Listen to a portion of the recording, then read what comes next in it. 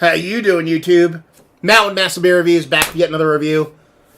A little bit of Galaxy Hopped IPA time in the form of Foreign Objects Green Galaxy IPA.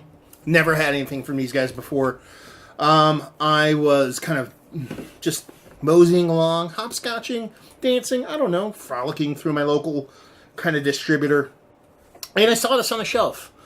And, I know what I think when I see that. I think of, like, hipster new brewery stuff. I think of Tired Hands. I think of all that stuff. So, label-wise, I was like, oh, what's this thing? It kind of drew me in because it had that look of what those kind of breweries kind of toss in the labels nowadays. And I looked on it, and it was a new brewery I'd never heard of. So I figured I'd pick it up and give it a whirl, see what she's got. As far as what it says on here, it says, Foreign Objects, it's a glowing golden color and aromatics that recall freshly cut grass, lemon, lime, citrus flowers, and sticky pine resin.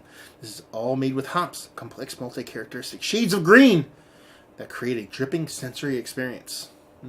Very, very high of itself. It's called Green Galaxy India Pale Ale. It's a 5.5% alcohol by volume, 16 fluid ounces on the back here. It says double dry hop is our norm. Drink now. So, what do we have here? We have a date on here. We do not. I do not see one, so I don't know how old it is. Preconceived notion time. The way the label looks, how things are written, how it's done, and them talking about double dry hop as their norm. They're definitely kind of going for what's popular nowadays. They're hitting all those earmarks of what, those trigger words, those kind of word cloudy things.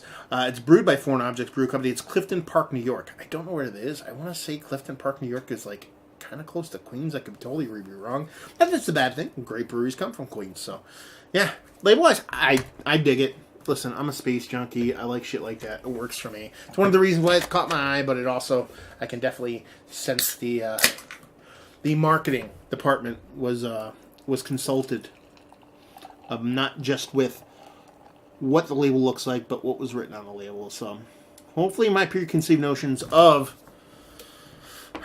more, it's a White Man Can't Jump movie kind of reference. It's style over substance. So hopefully we have both. Hopefully it's Michael Jordan. Pinky finger. Just a hair over it. Nice creaminess up top. Big beveling head. Medium bubbles throughout. And get a soft taste to her.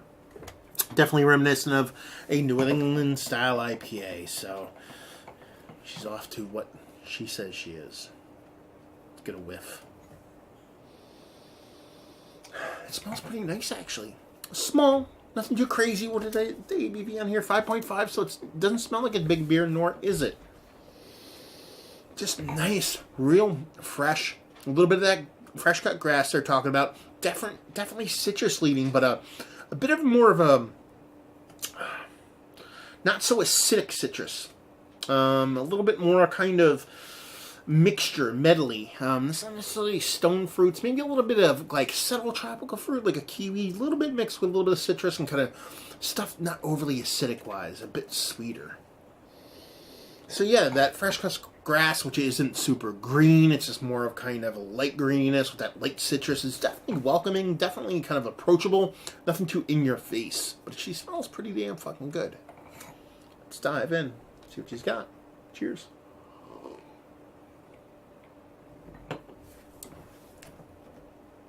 Way more bitter in the mouth than you expect off the nose.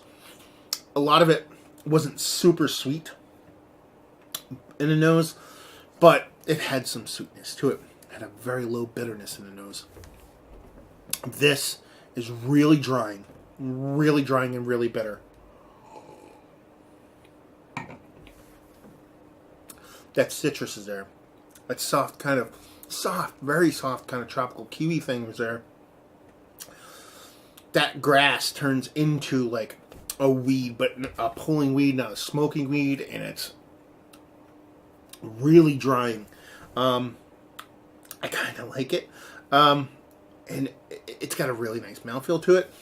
It's a weird beer because it's really impactful, but it's impactful in ways that is that doesn't let itself be drinkable. I'm not saying it's not drinkable. I actually like it for what it is, and now that I know what it is, I bought a 4-pack of it. I'll probably place it in between specific beers.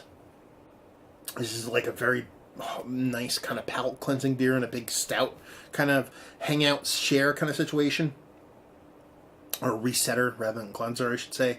But it's way too dry and way too bittering for a 5.5% beer. Why do I say that? Not that I don't want impact for my beers, but for me, I just want something that's impactful enough, but also drinkable enough to where I want to have a couple. And I think one can of this is going to be enough for me. This is just kind of blow my palate out to the point where I kind of just want to move on to something relatively quickly. I almost want to share a can of this rather than drink it all in my head. It's very dry, very weedy, grassy green, and not smoky weed, pulley weed. And while it does have that citrus at play, and it does have that little bit of soft kind of kiwi thing going on, it's just a little bit too one direction, which is that dry, bittering thing that's going on. It's weird because I don't want to poop on it either, because I'm actually kind of impressed the impact they're getting at the ABV, but yeah, it lacks a sweetness, it lacks a balance to it to kind of make it drinkable, which at 5.5% I want it to be drinkable. It's not sour, it's not some other kind of beer that I expect a little bit of kind of contrast. I want a bit more drinkability from this beer, and it's just not giving it to me. Alright, so let's talk about it. Is this one of the better IPAs I've had as of late? No. It's not bad by any means, and like I said, it definitely serves a purpose if you're planning a night and you're drinking, but as a singular beer, getting a 4-pack and be like, let me have a couple beers. Not that it calls itself a session beer, it's not calling itself that, but at 5.5% it is a pale ale. It's almost something you want to have a couple of, and just kind of misses the mark for me. Value and availability, I don't think it was overtly expensive. $16 give or take for a 4-pack. I mean, it's market value, but shelfy stuff usually a little bit cheaper, so that would have been nice if it was. And leave you with it if you like what we like this. If you like really dry, really pulling, weedy, grassy, bittering, dry IPAs, because that's where this lands. If that is your jam, if it is your milieu, you know what I mean? This is going to do exactly what you want it to do. But if you're looking for chuggability, drinkability, sweetness, and a balance to it, you're just not going to get it here. But I'm sure it has a fan base. So if you like those kind of offerings that are super dry and bittering like this, it's worth picking up. So there you go. Another review in the books. Hopefully you guys enjoyed it. If you didn't, anywhere in between, down there, words and stuff and things. Facebook, Twitter, Instagram, Untapped, Massive Beers, all 4 of those places if you want to check this dude out somewhere else. And hopefully you guys enjoyed the review. Hopefully you're enjoying a nice, super dry and bittering beer right now. And hopefully we'll see you next time. Cheers.